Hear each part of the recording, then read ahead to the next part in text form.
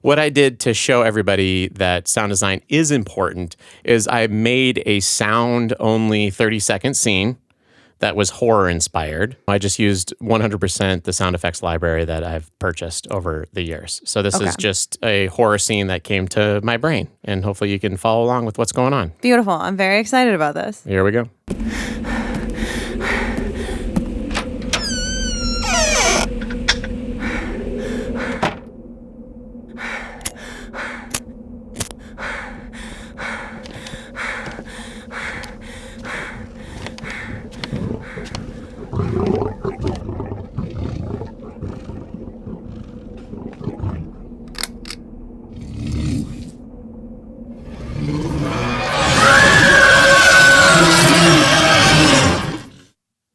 Nice. There it is.